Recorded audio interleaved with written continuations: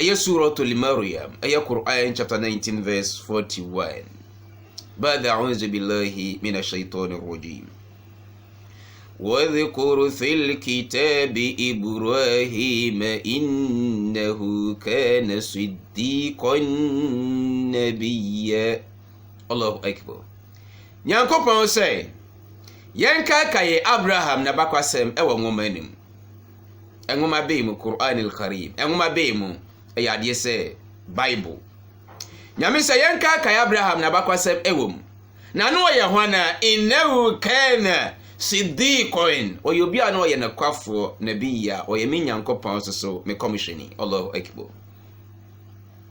wɛyɛ anabi Ibrahim alayhi salatu wassalam ɛna otumfo Nyankopɔn edi ne ho adanseɛ ɛwɔ Qur'an al-Karim agyidifo bapa tina wɔn a wɔde ɔma no ka ensɛm a ensɛm fata sɛ Abraham ɛkɔbɔ adwaman no adanseɛ bɛn ne Nyankopɔn atimi adi apa wɔn ho adanseɛ bɛn ne Nyame atimi adi apa wɔn ho Abraham ne Nyame edi ne ho adanseɛ yi ɛwɔ Bible ɛne Qur'an mu Nyankopɔn sɛ waskur fil kitab Ibrahim innahu kana siddiqan nabiyya Allahu Akbar Nyame sɛ yɛnka ka Abraham na bakwasɛm ne ho asɛm ɛwɔ ne Nyankopɔn ne ngoma mu na Abraham no yɛ hwana innahu kana siddiqan o yobi a no yɛ nokwafoɔ nabiyya ɔsa yɛ me Nyame ne be commissioni Allahu Akbar Enti Bible di ho adanse according to Genesis chapter 16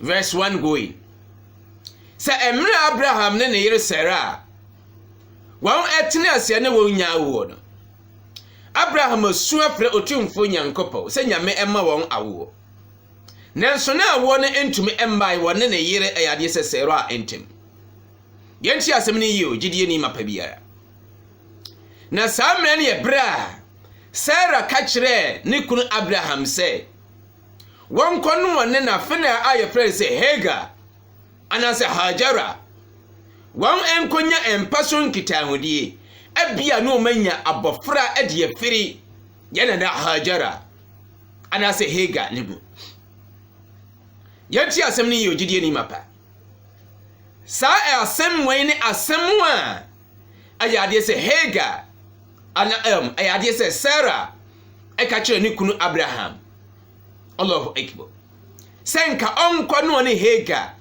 enkonya empaso nkitahodie enti twere ne ka kyerɛ me ne omienu sɛ wonkɔ na wura enkyɛn abia na omanya ne ho emma Allahu Akbar twere da ne di kyerɛ me ne omienu sɛ saa emre na Sarah ka asɛm wɔ kyerɛ Abraham no enam sɛ Abraham nye Nyame commissioni Abraham nye Nyame somani Abraham nye obi a wotie otumfo Nyankopɔn asɛm no Allahu Akbar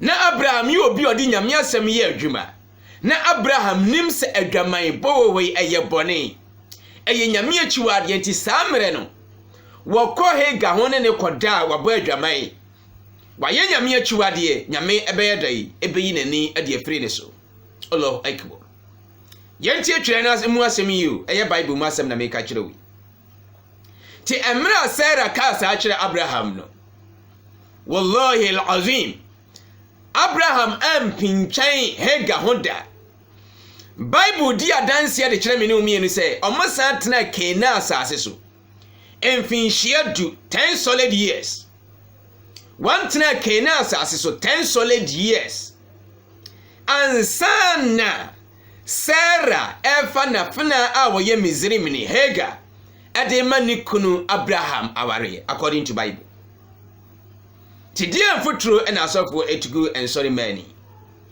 Edian futuro na asofo etugu eyade se Nyankopɔn enko amwo asase wi so ani Allahu Akbar Ti wɔn atena Canaan asase so emfinhyia du obi ara onim Bible mu bia ɔmbie ne Bible no hwɛ asɛm amekai sɛ asɛm ni damuturududu nanso yana nanom kan asɛm mi sɛ obi a wada na wokɔ akɔnwane no ne nwane nyɛ ya te sɛ obi a wanda ye no asɛm ada saa onia na ne nwane ɛya wanim no korɛ nsɛm no nanso wɔn ayɛ dai abu wɔn ni ade agu so agye die fo mapa One atena Canaan asase so emfinhia edu 10 solid years.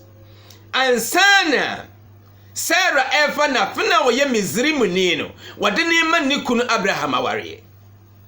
De so fu bi bisa me say edi ntira malam.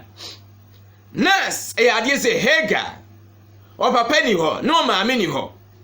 Na esi dan na Sarah ene de ne ma e ade se aware. Gidie ni mapabia entie asemwe eyi. Emra ne ye wo nkwasoma na nkwasom ho no.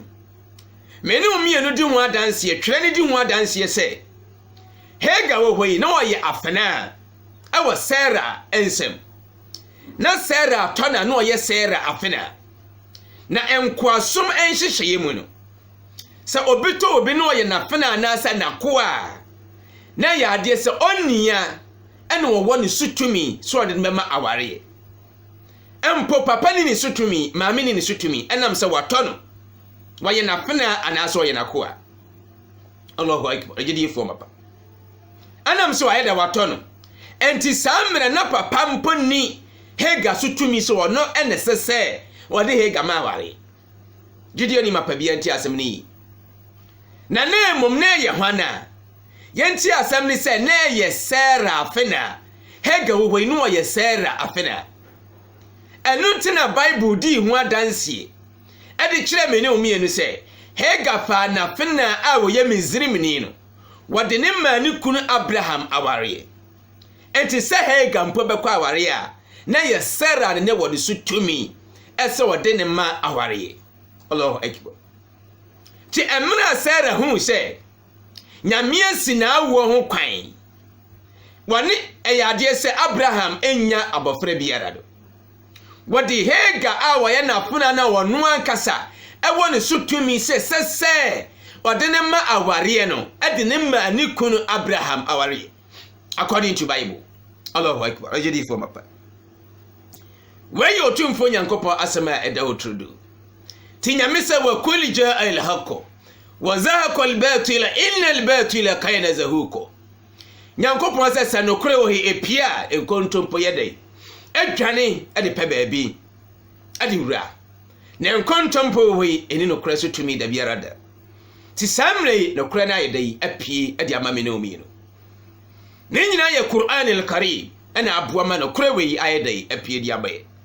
Tinyame se Qur'an wo hoyi min az-zulumati ila nur.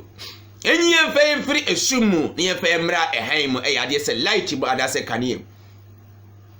Ti Qur'an abie me no mi enu ani. Qur'an ana mi hu sa no kre nye sa kan krofo na adaadai. Qur'an ana abie ya nia ya hu se sa ensamia na omo kan ye be sa nya ho adanse. Asa wo won ankasa twenum. Asa ade ayedai. Adi aya dansidie adi atia wo ankasa. Allahu akbar. Akwa ti se wanya asem yedu akwagira court. Ni adu kwagira court no. Anya obia se obi obedi adanse adi atia. Se odi for anya obia se o papa, o maame, awoyere anase wukunu ena ebedi adanse adi atia. Ana ekoba ne se wo ba ena ebedi adanse adi atia. Na kire se ya danse ya untimi mfa ntofo mane nyi enu ati na ye ankasa yeyi wa ankasa Bible won sie se eno ogidi no ye de ye adanse dia ye de etie wo. Allahu akbar. Wa kulli jaa al-haqq wa zaqa al-batil inna al-batila kana zahuqa. Ajidi fo bapa ti wene asama atwere ne ede na di ede kire me no mi no. Enti Abraham wanko emra Sarah ka kire se onko na fra ne che wanko ne nchen da according to Bible. Wan satena Canaan asase so 10 solid years. Ti emra Sarah etena se hu se me ka kire me kunu Abraham se onko Hagar nchen. No one ne nkwada nanso wonya mpinchen ne nchen ene man memfa ne ma na aware. Allahu akbar. Enna Sarah efa na funa awo ye Misrim ni Hagar adama nikunu Abraham aware. Ejidi fo bapa according to Bible. Enti enne ensofo asemo a asofo eka no gon ekofa edifre hefa na kyerɛ sɛ wan kasa doctrine wan kasa enkyerɛkyerɛ ɛna ɔmode yɛ dai ɔmode efira ensɔre ma ani Allahu akbar agidi yefo papa ti emine ɔde ne ma Hagar wɔde ne ma Hagar aware awie ye no kyerɛ ne sɛ wɔkɔ ne ho saa mmerɛ ne ɛbrɛ a Abraham hu sɛ ampa afɛdia aware ayɛ dai adadi enti obetimi akɔ Hagar ho amana yiye ti twere ne sɛ okɔ Hagar ho na emmerɛ okɔ Hagar ho no Hagar nyinsan Allahu akbar okɔ Hagar ho no Hagar nyinsan ye na onyinsan ye no twere ne sɛ obu na wura animtia according to Bible ti saa mmerɛ no ɛyɛ brɛ a Sarah epamo Hagar ede ne firifi a Hagar ene nam saa mmerɛ no wanyinsan yi wafa afuru na emena wanama wafa afuru no yenti asem ne ye pa gide ni mapa nyame soma na soro abofo efiri soro yom hwi ena ombetisi Hagar nkyai ena soro abofo ne frɛ Bible mu asem na me kayo enti obi biara obeka se Ishmael ayade se wo ye adwaman ba biara no na mu se nipa kro opanyame abufuo ena de aba ne so nyame soma asrabofo firi soro enam abofra ya frɛ ne se Ishmael awada Hagar ayamti na asrabofo ne ka kyerɛ ne se Hagar Sarah apona ufiri hen ena orekɔ hen na ɔse me firi mawura anim na me dwane Allahu akbar na nyame bɔfoɔ no ɛka kyerɛ ayade se Hagar se wanyinsan na wobɛwo abofra na abofra na wobɛwo no mpo nyame di kan de ne din ade amaye wɔ soro hɔ sɛ yɛmfa mmerɛw sɛ abofra na wobɛwo no wobɛto ne din sɛ Ishmael Allahu akbar wobɛto ne din sɛ Ismael asie ni sɛ nyame ayɛ dai atewa mane ho no Allahu akbar na wɔn nyinaa yɛ edin a nyame de ma Abraham ne ba Ismael sɛ ne bɛyɛ Abraham na koma bɛtɔ ne yam na wabɔ mpa ya akye wanyini ɔpɛ ba onya bi ɛna wɔne ɛyade sɛ ne yire ayɛ frɛ ne sɛ Hajara anase Hagar ɛkɔda ya ne nyame kyɛ wɔn ɛba tena kyerɛ sɛ nyame ate Abraham na ne suo no saa mmerɛ so yapam Sarah yapam Hagar nso so ɛde na firifie Sarah apam Hagar de na firifie wɔno so na ni atutu atɔ ne nsam ani suo na ɛpram ɔbaa nyinsan ɔbaa wanyinsan ti ɛno asa kɔmadina se kyerɛ ɛsa ɛkɔma de ɛne ma Hagar sɛ nyame ayɛ dɛ ate wani suo no Allahu akbar abafra na omiso yɛ adwaman ba no oni enti ɔbaa wodi kan nyame ɛsoma na soro abofo ne bɛkasa direct ɛyɛ Hagar yɛ na Hajara emra na onyinsan abofra yɛ frɛ ne sɛ Ishmael anasa Ismail wa kulli jaa al-haqq wa zahaqa al-batil inna al-batila kana zahuqa ɔbaa wodi kan ayɛ frɛ ne sɛ yɛ na Hajara Hagar wɔne ne ɔbaa wodi kan a nyame di kan soma na soro abofo direct ema soro abofo ba ne nkyɛn ɛne ne benya enkita hodie ɛnam abofra wɔnyim na yɛ frɛ ne sɛ Ishmael anasa Ismail abofra ya enne asofo ka kyerɛ sɛ wɔyɛ adwamaye ba do la ilaha illallah nyame hu nkrofo yi mɔbɔ ɛfamaye na Allah ɔnsa kyerɛ wɔn ɛmfamaye na kyerɛ sɛ ensam a wɔka do ne kware ensam biara anyɛ dai enim agidifo papa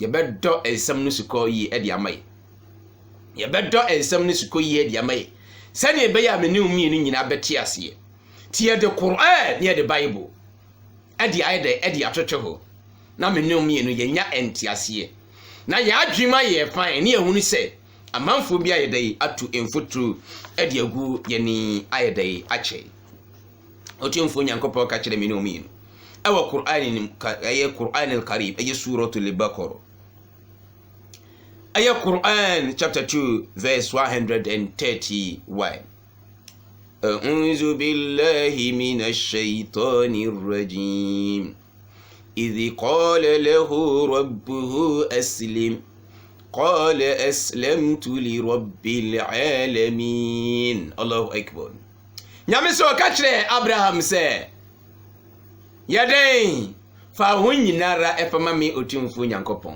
agye di fo mapa